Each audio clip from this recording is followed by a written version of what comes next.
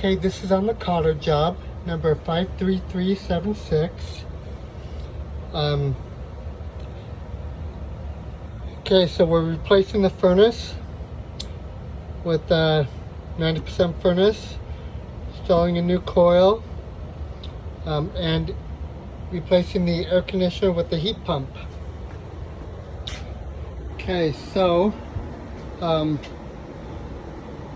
we'll take the base out, this base out.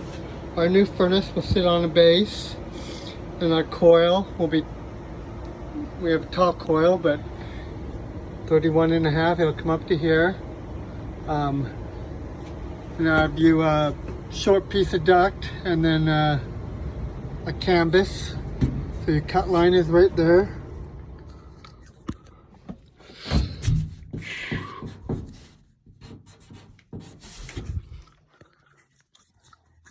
Okay, so on this is tricky. I really debated not putting starting collars, but you can see these already have starting collars.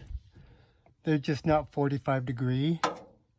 And on the scope, Dwight says put 45 degree starting collars. So normally I would leave this as is, but so I have my cut line 4 inches down. So I gave you 2 4-inch starting collars, one for the back and one for the front. So if you can, maybe cut it up in there and adapt it to work the best you can. That would be great.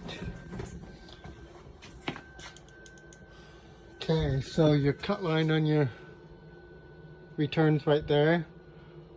So you have a 20 by 25 filter box, 90, then an offset over, and then straight piece of duct and the starting collar.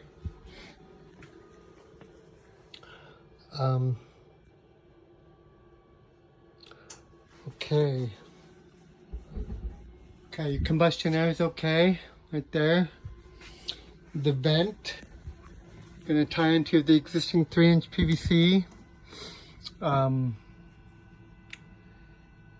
And we're gonna also run a second pipe out for our combustion air. I'll show you that in a minute, but I'll give you a flat termination for outside. If you can fit one right there, great. If you can't use a flat termination, so be it. It's kind of hard to, I can't see up there to see if this goes straight, and you're not going to be able to either. So since this is obviously leaking here, so just replace all this, cut it back here.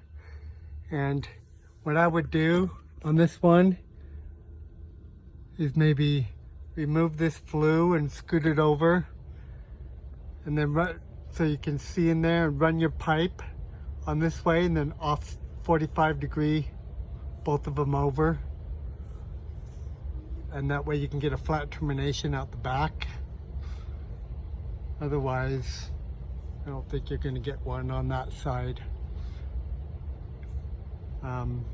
I didn't tell them we were going to put in a flat termination, so if you feel like you can't use it, you want to just run a pipe out the back with the 90 down, so be it. Anyway, this termination is wrong outside. It's actually pointed up, so we need to change this termination too. But maybe when you cut the termination off, you can pull and cut this here, pull the pipe back and look in the hole and see exactly how much room you have to the joist, where they cut it, because you can't see what's going on back there. And then you can reach inside the hole and pull the pipe back out, you know what I mean? Okay. Okay.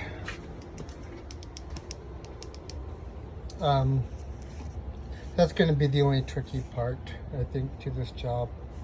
So the gas, so from the caulk, you're just going to add a flex, and furnace, you're going to have your 90 come out, and then a T here, the flex coming out the top.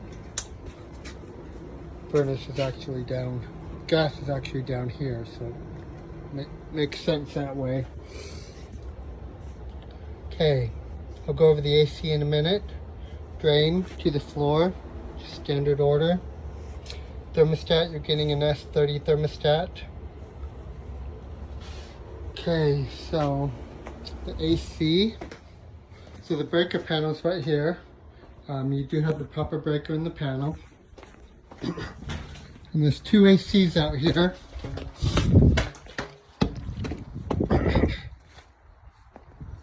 Okay, the one on the left is the one for the basement. I wrote on here, bottom floor. So that's the one we're switching out. I turned it on and verified. We'll reuse the existing disconnect. We'll put our unit on a new pad, a big pad, and that's it. Oh, let me show you the flue real quick. It's around the back.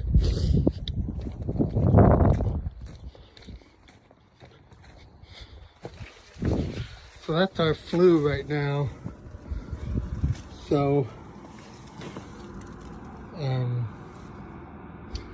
you know, we could probably get a pipe right next to it, but to use a flat termination, offhand, I can't think of how far apart they have to be. So I ordered one. Use it if you can. If you can't, don't. But you will need to fix this termination. I'll give you a... Okay, anyway, that's about it. Thanks.